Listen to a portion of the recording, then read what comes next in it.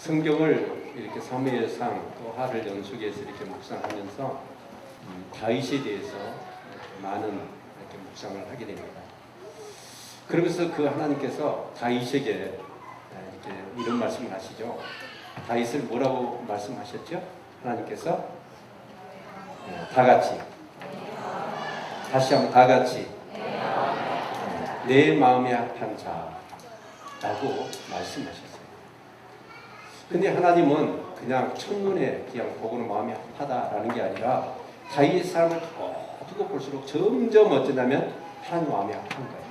합하단 말은 뭔 말이에요? 내 마음에 딱 맞는다. 여러분 어떠세요? 여러분 삶을 살아가면서 여러분 마음에 딱 맞는 사람 만났어요? 안 만났어요? 남학에서는 주일학교 4학년 딸이 아직 못 만났다고. 사실은 어때요? 내 마음에 맞는 사람을 만나고 싶어요. 그런데 만나기가 쉽지 않습니다. 정말 마음에 맞는 사람인 줄 알았어요. 그런데 시간 지나봤더니 그 사람이 어때요? 마음에 맞는 사람이 아니고 실망을 주고 상처를 주고 나에게 아픔을 주고. 그런데 갈수록 다윗은 어떠냐? 하나님의 마음에 더욱 딱 맞는 거예요. 그리고 이제 이 7장 내용을 후반부에 내일 말씀을 보면 다윗과 하나님이 언약하는 내용입니다. 언약을 맺으십니다. 여러분 제가 이 말씀을 묵상하면서 칼럼에도 그런 내용을 제가 써놨는데 자, 세 사람의 부류를 제가 여러분에게 말씀할 겁니다. 어떤 사람이 여러분에게 마음에 맞는가? 자, 시켜도 하지 않는 사람이 있습니다. 마음에 들어요, 안 들어요? 들어요, 안 들어요? 안 들죠? 근데 시키는 일만 하는 사람 마음에 들어요, 안 들어요? 그런 사람도 마음에 안 들어요? 세 번째로 시키지도 않았는데 찾아서 꾸준하게 그 일을 하는 사람. 자, 1번, 2번, 3번인데 어느 사람이 제일 마음에 드세요? 자, 1번 마음에 든다는 사람 손 들어보세요. 네, 아무도 없네. 2번. 2번. 자, 3번. 대부분 3번이에요. 근데 여러분 아브라함이나 모세 시대는 대부분 어떠냐면 하나님이 뭔가를 시켰을 때 처음에는 못한다고 하다가 시킨 일을 해요. 그런 시대였어요. 그런데 사사시대는 어떤 시대였냐면 하나님이 시켜도 안 해버려. 그래서 사사시대의 대표적인 문구가 뭐죠? 그 시대를 대변하는 자기 소견의 온전히 해요. 그러니까 하나님이 시킨 대로 해야 될 텐데 시킨 대로 안 하고 자기 마음대로 해요. 사사시대가 그랬어요. 근데 사사시대는 한 450년, 60년 이렇게 이어지거든요.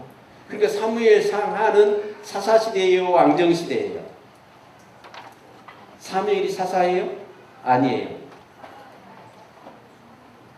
여러분 어디 절에서 왔어요? 왜 이렇게 성경을 대답을 못하셔? 자, 사무엘은 사사입니다. 그러니까 다윗도 사울도 사사시대 사람이에요.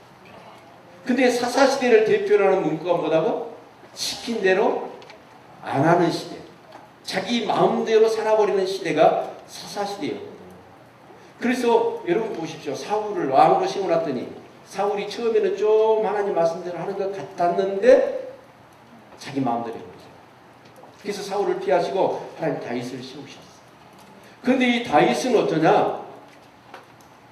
정말 하나님이 시키지도 않은 일을 찾았습니다. 하나님이 시키지도 않은 일을 찾아서 꾸준하게 합니다. 자, 이 사무엘상도 그렇고 하의 말씀을 쭉 깊이 묵상하신 분은 이 다윗이 얼마나 하나님의 마음에 합한 모습으로 살아가느냐 하는 것을 여러분 여실히 마음 가운데 지금 그렇게 차 있을까요? 말씀 묵상한 사람. 멀리도 가지 말고 6장의 내용을 보면 다윗이 통일 이스라엘의 왕이 됩니다. 자, 왕이 됐는데 그러면 왕이 됐으면 어떨까요? 이제 그 왕 되기까지의 자기 어떤 그런 치적들, 자기 업적들, 기념비를 세우고 기념탑을 세우고 기념비적인 어떤 그런 건물을 세우고 그러면서 자기 어떤 그런 업적이나 치적들을 막 자랑하고 이런 그렇게 할 것입니다. 근데 이 다윗은 놀랍게도 누구도 생각하지 못한 일을 생각했네요. 그게 뭐였냐면 바로 하나님의 언약궤였습니다. 하나님의 언약궤를 블레셋에 빼앗겼잖아요. 그런데 그 하나님이죠. 하나님의 임재의 상징이죠. 언약궤는. 그런데 블레셋 사람이 빼앗아다가 자기들의 다곤 신전에 그 언약궤를 놔놨더니 그 다곤 신상이 다 엎드려서 목이 부러지고 손목이 다 부러져 있는 거예요. 그 이튿날 다시 세워놓고 또 했더니 그 다음 날은 더 엉망이 되어져 버린 거예요. 그래서 블레셋 사람들이 도저히 이 언약궤를 이 땅에 있어서는 안 되겠다 라고 해서 벳세메스로 옮기잖아요. 근데 그 벳세메스에 옮겼는데 그 사람들이 하나님에 대해서 말씀에 대해서 무지했어요.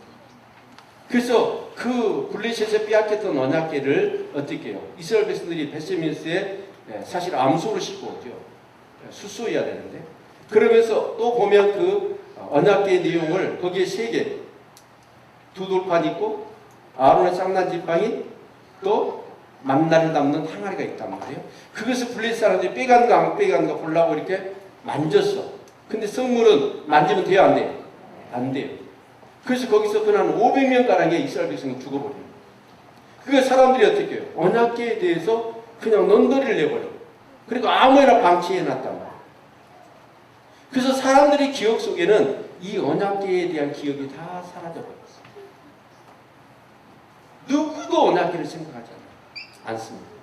근데 다윗이 이스라엘의 왕이 되고 나서 언약궤를 모셔와야 되겠다라고 하는 생각을 가졌던 이유는 뭐냐면 다윗은 알아요. 사울이 이스라엘 왕이 되어서 어떤 전행을 일삼았는가. 이건 하나님의 나라여야 될 텐데 하나님의 왕 되심을 인정하고 사울 왕이 하나님의 통치를 따라 이스라엘 백성을 다스려야 될 텐데 사울이 어쩌냐. 자기가 왕이 되고. 근데 다윗은 철저히 이 나라의 왕이 누가 돼야 된다? 하나님이 돼야 된다. 그래서 언약궤를 모셔오기 위해서 다윗은 고민을 합니다. 기도를 했겠죠. 이것을 이슈화를 시켜야 되겠다. 나만 하는 게 아니라 이스라엘 백성 전체가 이스라엘의 진정한 왕은 내가 왕이지만 하나님이셔야 된다. 그래서 군대 중에서 최고로 쭉쭉 빠진 쭉쭉 빵빵이라 한가요? 그 여자들한테 쓴가? 하여튼 차출을 합니다. 군인 중에서 아주 늘씬하고 짜리몽땅 그런 사람은 다 빼버리고 진짜 잘생기고 행심하고 키가 크고 날씬하고 용맹스럽고 그런 사람 3만을 차출해가지고 여러분 그 행진을 하게 하고 그리고 다 의장대 그러면서 어때요? 최고의 새수레를 만들고 또 장남으로 모든 악기를 새롭게 만듭니다. 무무백관 다 동원하고 그러면 성가대를 조직해서 그 언약궤를 앞세우고 빵빠레를 울리며 이스라엘의 왕은 그래서 시편 24편에 보면 문드란 머리 들어라 라고 하면서 왕이 나오신다. 이스라엘 왕이 누구시냐? 여호와시로다. 그 노래를 지어서 막 부르게 합니다. 그러니까 이스라엘의 왕은 누구시라? 하나님 여호와시라. 그것을 이스라엘 백성들이 알도록 하기 위해서 무브먼트를 막 시키려고 했던 거예요. 세상에 자기가 왕이잖아요. 자기가 왕이 됐어. 정말 인고의 수없는 어려움 가운데 사울이 자기를 죽이려고 했고 여러분 그런 어떤 고난과 역정을 다 이루면서 이스라엘 왕이 됐단 말이에요. 그런데 자기가 왕됨을 선포하고 자기가 왕됨을 인정하라고 그러면 자기의 치적을 여러분 세우는 게 아니라 다윗은 뭐합니까? 이스라엘 진정한 왕은 하나님이셔야 됩니다. 라고 하면서 블레셋에 빼앗겼던 그 언약궤를 이제 다윗 손에 모셔옵니다. 이걸 누가 생각합니까? 하나님 마음에 들어야 안 들어요? 들어야 안 들어요? 그렇지. 그런데 두 번째로 오늘 여기 본문에 보니까 다윗이 또 이스라엘의 왕이 되고 이제 그 모든 주변 사변의 대적들을 하나님이 다 어떻게 했습니까? 이기게 하셨어요. 그래서 다 평정을 시켜버린 거예요. 그래서 이제 태평성대가 이루어졌단 말이에요. 그러면 어때요? 왕의 입장에서는 태평성대. 여러분 그러면 정말 즐기고 또 왕됨을 이렇게 선포하고 막 여러분 그래야 될 텐데 다윗은 밤에 잠을 자지 못해. 그런데 그 전에 무슨 일이 있었냐면 두루왕 시돈이 백항목을 보내왔어. 그리고 석공과 목공을 보내서 궁궐을 짓도록 도와주는 거예요. 그래서 그 예루살렘 성을 정복하고 거기에다가 다윗의 궁궐을 세웁니다. 근데 궁궐을 세워서 그 백항목집에서 다윗이 이렇게 잠을 자려고 하는데 잠이 오죠.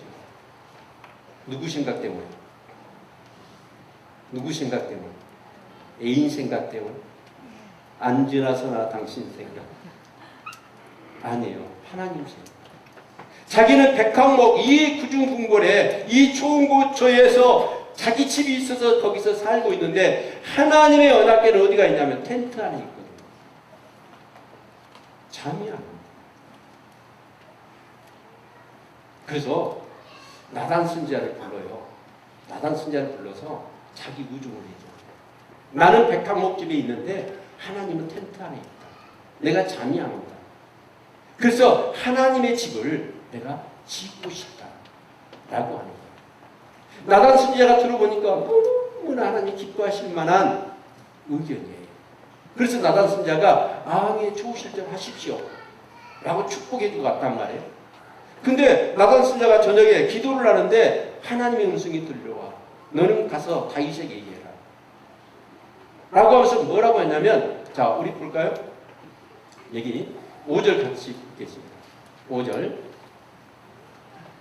같이 읽죠. 시작. 가서 내 종 다윗에게 말하기를 여호와의 말씀이 네가 나를 위하여 나의 거할 집을 건축하겠느냐.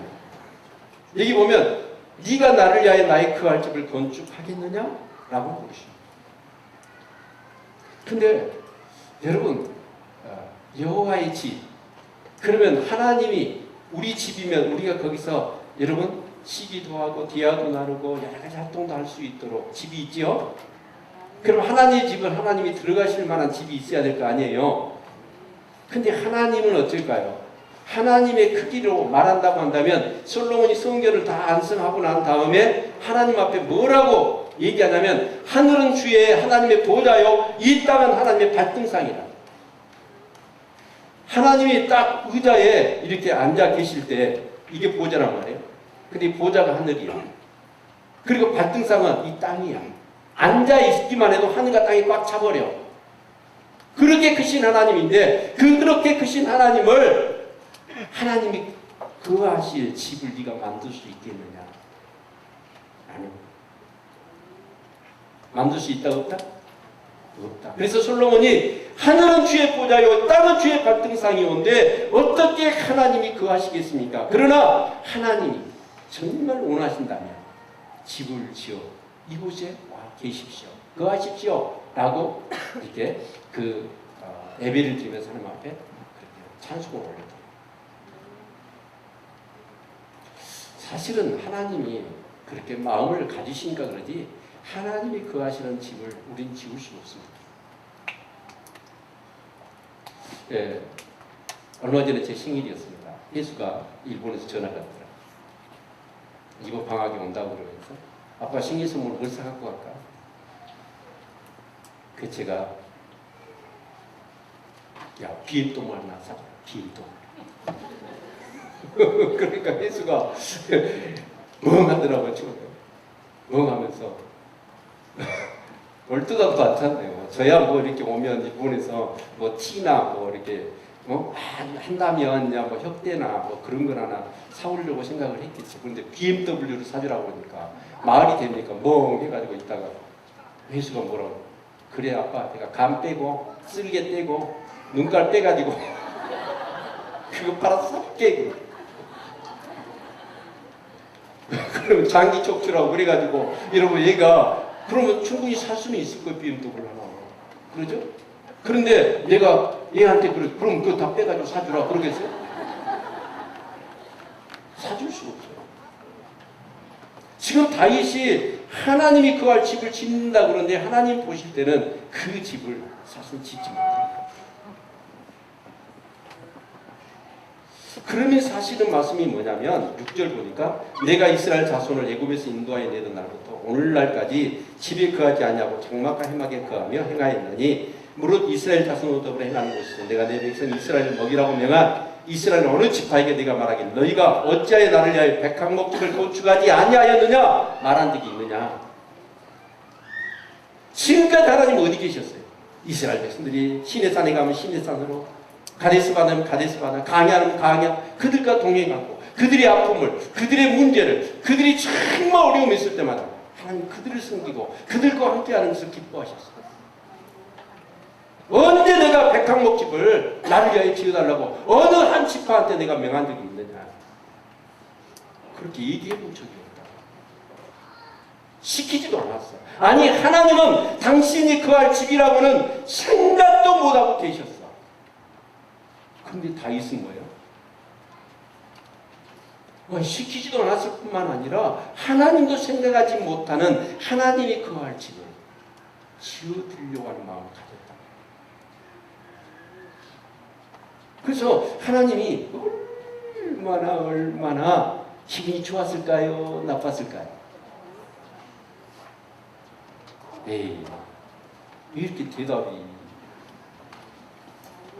여러분 자녀들이 보고 있어요?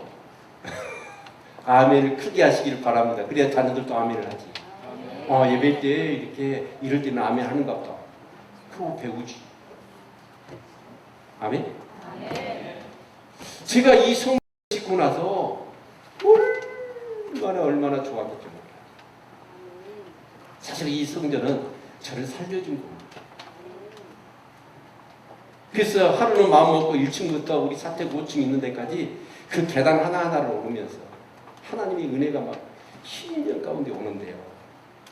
막 눈물, 아마 1층 첫 계단부터 5층 끝 계단까지 울고 올라갔어요. 전에 건물은 어땠나요? 비만 오면 비가 새가지고, 바닥은 습기가 차면, 비가 오면 장마철 되면 습기 차가지고. 그런데 이렇게 성전 짓고 났더니 얼마나. 근데 하나님이 어때요? 이 다윗이 하나님도 생각하지도 않았고 시키지도 않은 일인데 불구하고 다윗은 뭐예요? 언약궤. 누구 하나 거들떠보지도 않습니다.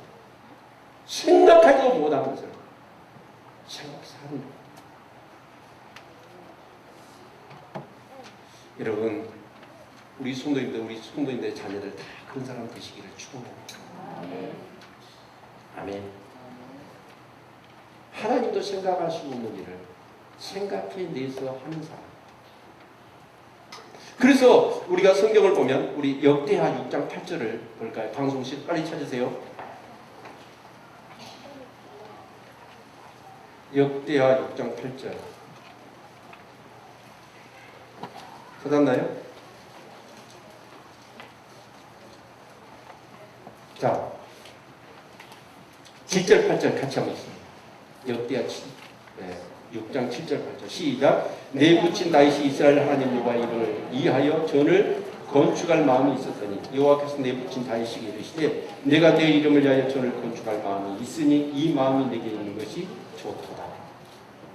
하나님이요, 봐보세요. 성막은 모세한테 레위기에서 성막을 지으라고 말씀하셨고 그 식양이 어떻다, 길이가 어떻다, 높이가 어떻다, 구조는 어쩌다 다 설계도까지 주셨어요.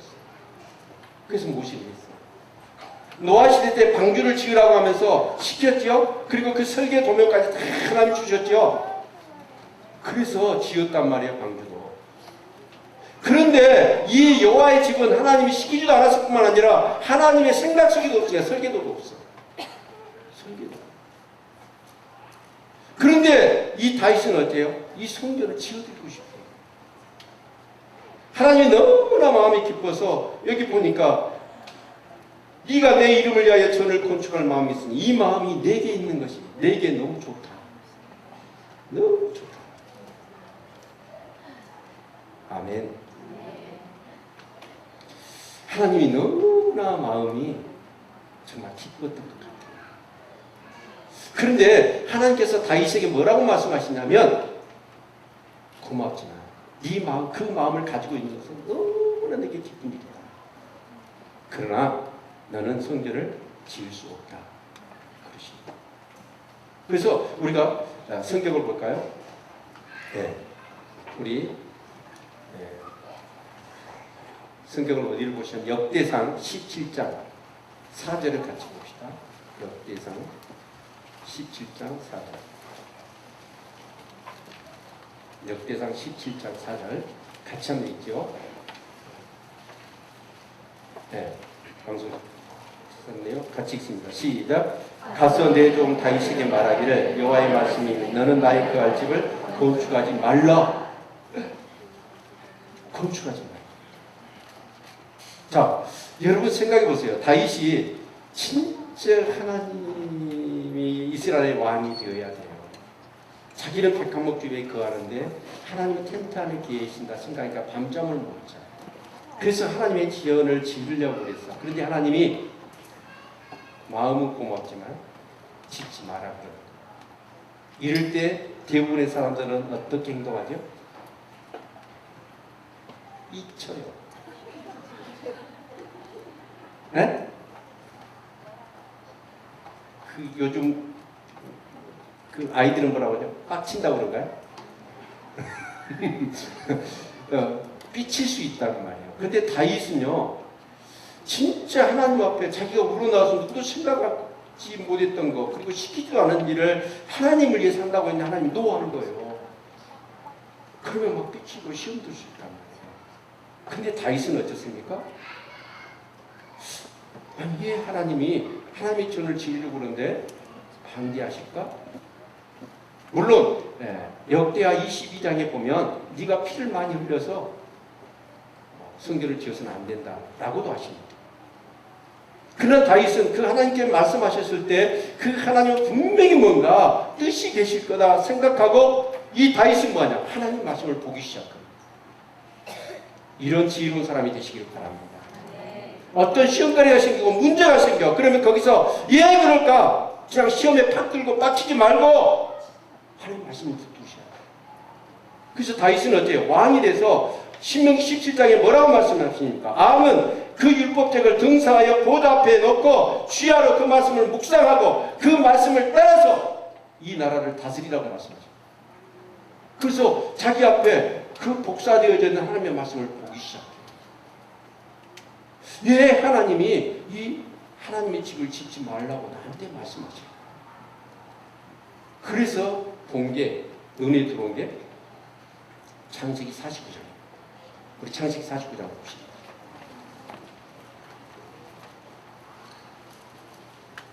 창세기 49장 8절부터 10절까지 같이 볼까요?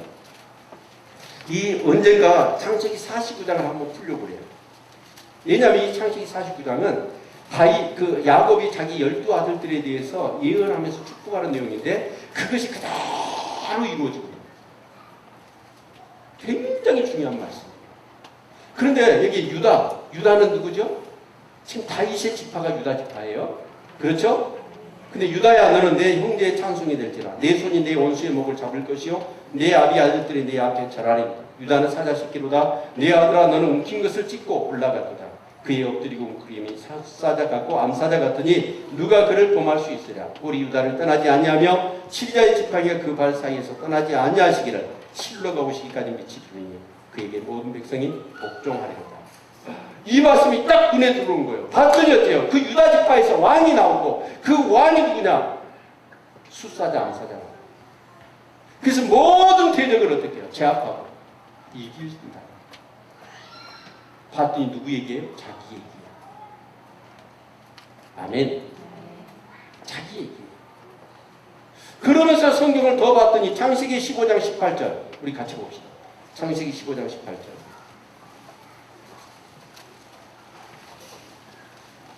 자, 창세기 15장 18절.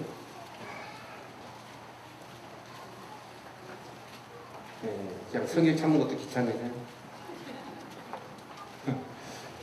정말 여러분 딱 말씀이 오면 진짜 그 말씀이 그런가 하면서 막 성경을 성경이 뚫어질 정도로 눈 부릅뜨고 성경을 찾아야지요. 아멘. 15장 18절 시작. 그날에 여호와께서 아브라함으로 더불어 언약을 세우고 가라사대 네가 이 땅을 애굽 땅에서부터 큰 강 유브라데까지 네 자손에게 주노니 바로 이 하나님께서 아브라함에게 주시기로 하셨던 그 가나안 땅의 그 영역이 눈에 확 들어옵니다. 저 예국 강에서부터 저 위에 북부에 그 유브라데까지, 유브라데 강 있는 데까지 그 땅을 다 우리에게 주신 거야. 그러면서 성경이 쭉쭉쭉 펼치는데 신명기 1장에, 신명기 11장에, 또 어째요? 민수기 34장에, 여호수아 1장에 계속 같은 가나안 땅에 하나님이 주시는 그 약속하신 땅에 대한 경계가 계속해서 눈에 들어오는 거야. 아니 지금, 그런데 지금 다윗이 이스라엘의 왕이 되어 있는 땅을 재보니까 하나님이 주시기로 하신 땅이 10분의 1밖에 안 되는 거예요. 몇 분의 1이라고요? 여호수아가 가나안 땅을 정복할 때 힘들고 어려운 땅을 정복 안 해버렸어. 그래서 다윗은 야, 집을 짓는다고 했는데 성전을 짓는다고 했는데 나보다 짓지 말라고 하셨다. 그러면서 성경을 봤더니 성경에는 뭐예요? 자기의 부르심이 어디에 있는가? 성전은 내 아들이 짓는 거고 나는 하나님의 그 언약이 성취되어지도록 하나님이 약속하신 땅을 정복해야 되겠구나. 아멘. 삐치고 빡친 게 아니라 다윗은 어쩌냐, 하나님 말씀을 통해서 하나님의 사명, 나의 부르심이 어디 있는가 그것을 깨닫는 거예요. 그러면서 8장을 볼까요? 사무엘하 8장 1절. 8장 1절을 보면 갑자기 다윗이 하나님의 집을 짓는다고 했던 다윗이 어떤 모드로 돌아가냐면 건축자 모드에서 전쟁 모드로 돌아갑니다. 그러면서 1절에 보니까 이후에 다윗이 블레셋 사람을 쳐서 항복을 받고 그 블레셋 땅, 근데 그 블레셋의 범주 안에 이 땅이 누구예요? 누구 땅이에요? 하나님이 약속하신 땅이에요. 아멘. 2절에는 모압 땅을 칩니다. 3절에는 어때요? 소바 왕을 칩니다. 5절에는 다메섹 아람을 칩니다. 9절에는 하맛을 칩니다. 14절에는 에돔을 칩니다. 계속해서 나라를 쳐서 전쟁을 하고 그 땅을 다 빼앗는다. 그래가지고 다윗 시대에 그 아브라함과 모세와 여호수아에게 약속하셨던 하나님이 주시기로 하신 그 땅을 다 정복해요.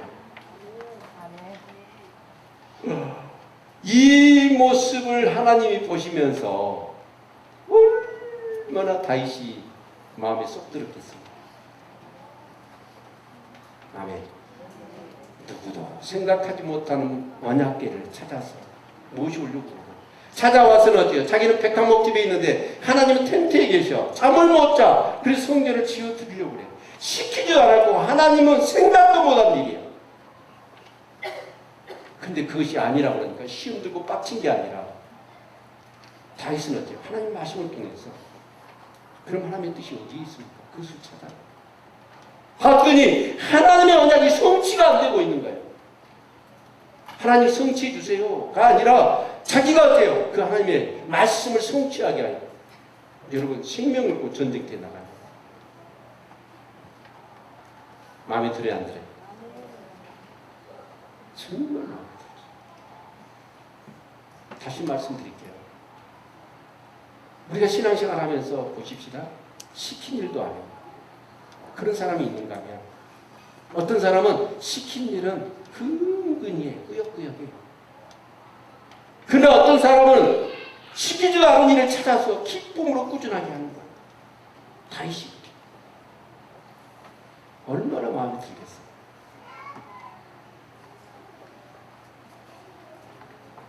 사실 우리 예수가요 BMW 저한테 해줄 수 있을까요?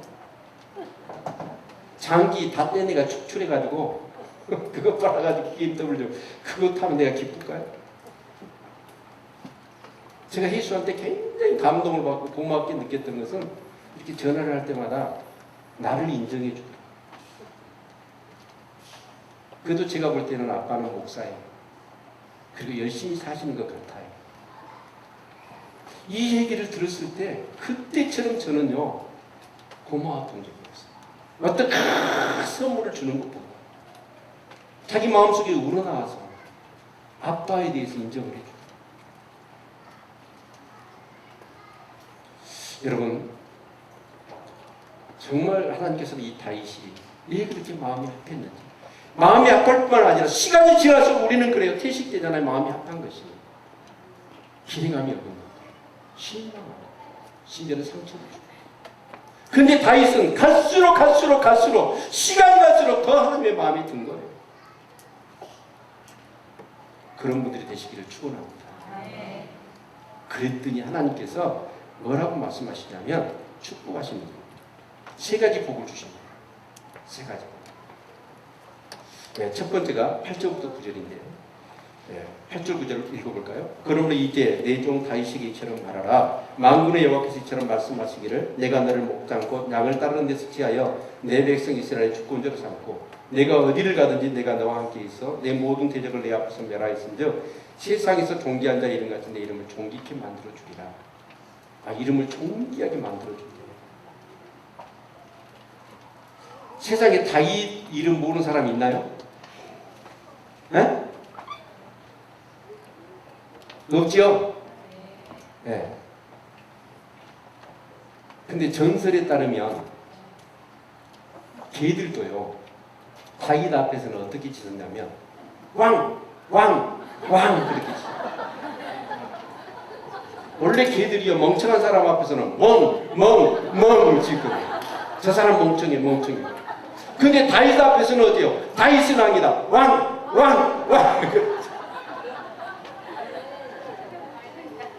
다윗의 이름이 얼마나 존귀해졌던지 개들도 똥개들도 알아보고 갑자기 다른 사람 앞에서는 멍 짖다가 다윗 앞에서는 왕 짖는 거예요.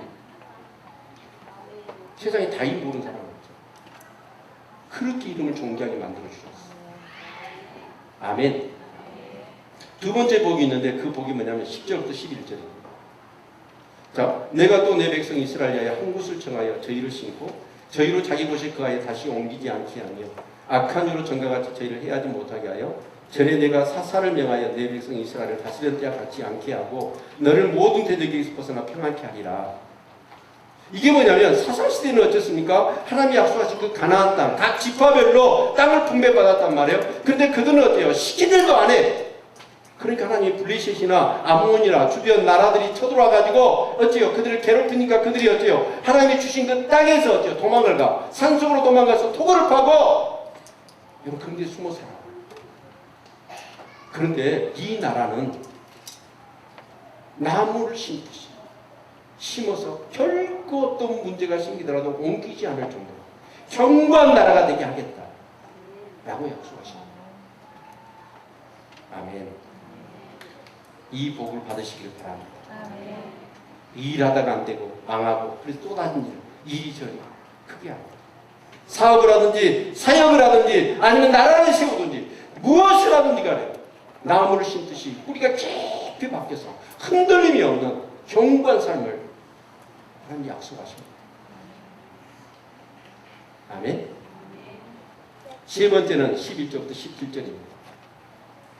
아니 먼저 봅시다. 그 사사시대 때 좀 얘기를 들어보죠. 사실은 사사시대 때 정말 불안했어요. 그래서 비상수단이 뭐예요? 사사예요. 예, 시간이 없으니까 11절, 17절까지가 어떤 내용의 복이냐면 바로 지방 가문의 복입니다. 예, 여기 보면 13절에 저는 내 이름을 위하여 집을 건축할 것이요 나는 그 나라 일을 견고하게 하리라. 나는 그 아비가 되고 그는 내 아들이 되리니 제가 만일 죄를 범한 내가 사람 막대기와 인생 채찍으로 징계하려니와 내가 내 앞에서 피한 사울에게서 내 은총을 빼앗은 것 같이 그에게는 빼앗지 아니하리라. 이게 뭐냐면 그 집을 그 가문을 다윗의 가문을 견고하게 하고 그 왕위가 그 자손 중에서 끊어지지 않을 것이다 라고 한 약속이에요. 근데 사울은 어땠죠? 자기 마음대로 시킨 일도 안 하고 살아버리니까 사울은 어떻게 합니까? 그 왕위를 뺏어가지고 다윗에게 줘버리잖아요. 그렇죠? 그런데 다윗의 후손들은 어때요? 그 왕위가 계속 이어질 뿐만 아니라 그들이 서로 잘못했다 할지라도 왕위를 빼앗지 않겠다는 거예요. 대신에 그들이 잘못하면 징계를 하겠다는 거예요. 징계는 뭐예요?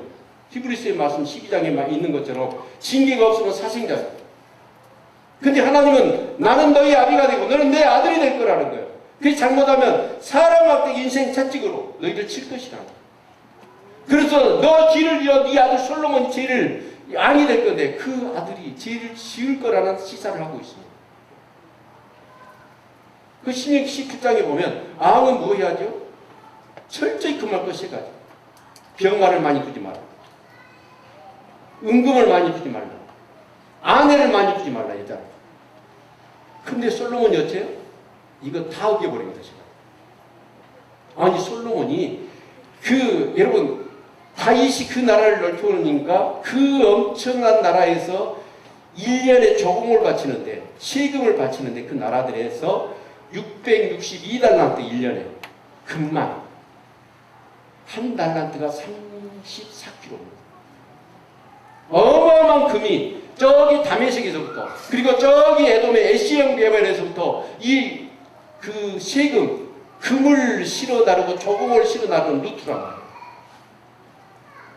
근데 이 솔로몬은 어떤 사람이냐면 다윗이 모든 것을 이루었잖아요. 근데 미치광이에요. 무슨 미치광이냐? 건축 미치광. 솔로몬은 아주 건축을 해. 그러면서 자기의 어떤 이름과 기념비를 세우는데 아주 혈안이 되어 있었어요. 그런데 여러분 심지어는 어때요? 방패를 금으로 만들어. 그럼 그걸 자랑해요. 여러분 방패 들고 금으로 만든 방패 들고 저하고 싸우면 어떨까요? 적이 사세계를 따르고 저거 뺏으려고 화살 맞아도 안 죽어 그때는.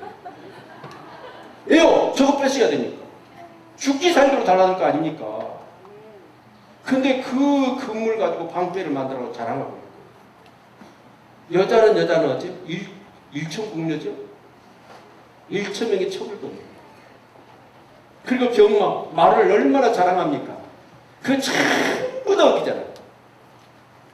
그러니까 하나님께서 이 다윗에게 약속하신 것으로 사울 약속을 안 했다면 너 이리 와. 그리고 여러분 앙에서 폐위시켜버린다. 근데 하나님 다윗과의 약속을 기억하셔서 뭐합니까? 사람 채찍 인생 막대기. 그래서 여러분 역대의 하를 읽어보면 이 에돔에서는 하단이라고 하는 사람을 일으켜 세웁니다. 그리고 다메섹에서는 느손이라는 사람을 일으켜 세웁니다. 그럼 에돔의 시행격을 그 금이 저공이 수송되는 그 루트를 막아버립니다. 그리고 저 다메섹에서는 루손이 일어나가지고 그 위에서부터 저기 유프라테스 거기서부터 오는 모든 종의 통로를 차단시켜. 그러면 어때요? 돈을 갖고 사람을 사가지고 지금까지 건축 일을 하고 그랬잖아요. 근데 그 모든 자본들이 다 떨어져 버립니다. 그러니까 어때요? 솔로몬은 계속 사업은 돌려야 되고. 그러니까 어떻게 합니까? 사람들이 너무 힘드니까 정말 우리 짐을 좀 덜어주라 라고 얘기를 해요. 그러니까 솔로몬이 뭐라고 얘기하죠? 내 아버지는 채찍으로 다스렸으나 나는 정갈로 너희를 다스릴 것이다 라고 하면서 오히려 더 크게 막 세금을 걷어들이고 막 부가. 그래서 어떻게 합니까? 결국 솔로몬 아들 르호보암 시대 때 여로보암이 열지파를 데리고 나가버려요. 그래서 북왕국 남이스라엘로 아니 북이스라엘 남왕국 유다로 분단이 돼요. 그런데도 불구하고 하나님은 어떻게 해요? 다윗과의 언약을 지키셔야 돼요. 그래서 여러분 보십시오. 이 마태복음 1장에 보니까 아브라함과 다윗과 예수 그리스도의 세계라라고 하시면서 뭐예요? 아브라함 때 다윗까지 14대 그리고 다윗에서 바벨론 포로까지 14대. 근데 그 다윗의 이가 끊어질 수 있는 상황이에요. 그런데 포로로 끝나고 와서 어쩌 예수 그리스도까지 14대 족보가 기록되어 있죠. 그러면서 다윗의 약속을 지켜서 다윗의 자손에서 예수 그리스도가 등장하시고 그 예수 그리스도가 만왕의 왕이 되셔서 오늘도 이 땅을 다스리지 않습니까? 그분이 십자가에서 여러분 우리의 죄와 사망의 오시를 안전짓게 들어버리시고 진정한 왕이 되어 계시잖아요. 얼마나 다윗이 마음에 들었던지 그 약속들을 다윗과 하셔 축복을 하셔놓고 그 축복이 계속 이어지도록 하나님 함께 하시면서 볼 수가 있습니다. 사랑하는 여러분 말씀을 마치겠습니다. 하나님께 축복받는 다윗과 같은 사람이 되시기를 축원합니다. 그런 삶을 사시기 위해서는 여러분 어떻게 해야 돼요? 시킨 일도 안 하면서 하나님께 복 받으려고 안 되죠. 어쩔 수 없이 시킨 일 꾸역꾸역 하는 거, 그것도 하나님이 좀 이뻐 보실지. 그러나 진짜 하나님이 다윗과 같은 그런 축복의 사람, 이 세상의 역사 가운데 전무후무한 축복을 받은 사람이 다윗인데, 성경은 어떤 개인의 역사나 어떤 한 나라의 역사를 다루는 게 아니에요. 이건 한 원리를 다루고 있는 거예요. 그 성경에 나오는 이 원리를 내가 붙들면, 그 약속을 내가 붙들면 내가 아브라함이 되고 내가 다윗이 되는 거예요. 만약에 어떤 한 나라나 한 개인의 역사를 다뤘다고 하면 이건 진리가 아니에요. 교훈이나 영적 원리와 정말 생명 같은 그런 진리의 말씀이 담겨져 있기 때문에 이 말씀은 수없는 사람들이 그 말씀을 붙잡을 때 역사가 일어나는 거죠. 아멘. 여러분, 자 1번 시킨 일도 안 하려는다. 두 번째, 시킨 일이나 꾸역꾸역 하려는다. 세 번째, 시키지도 않은 일을 기도하면서 찾아서 꾸준하게 그 일을 하려는다. 자, 몇 번? 몇 번? 우리 3번 할까요? 3번입니다. 정말 그런 분들이 되셔서 우리 성도들 모두가 축복받았으면 좋겠습니다. 아멘. 이 시간은 설교 끝까지 다 해보는 거죠. 5분 정도 가족끼리 나누는 시간을 갖겠습니다. 그 주일학교 교재가 있으면 나누면 좋은데 그건 아니고 안 될 것 같고요. 제가 이걸 나눴으면 좋겠어요. 자, 시키지도 않은 일, 내가 할 수 있는, 하나님이 시키지도 않은 일을 찾아서 하고 싶은 일들, 그걸 한번 같이 나눴으면 좋겠어요. 새벽에 제가 묵상하는데 하나님, 저는 그러면 하나님이 시키지도 않은 일을 제가 하려면 어떤 일을 해야 될까요? 그랬더니 이런 말씀을 주시더라고요. 네가 한국교회를 살려라고. 어떡해요 제가? 그때 하나님께서 저에게 네가 손양원 목사같이 되라고. 손양원 목사는 순교자라고. 순교자가 나와야 돼. 손양원 목사 같은 사람이 나와야 한국교회가 다시 살아납니다. 그러면서 IS 전사들을 보여주더라. 진리도 아닌 것들을 위하여 그들은 어째 생명 걸어버렸다. 여러분, 자, 부부끼리 자녀들과 같이 한번 같이 나누셨으면 좋겠어요. 지금부터 5분 드립니다.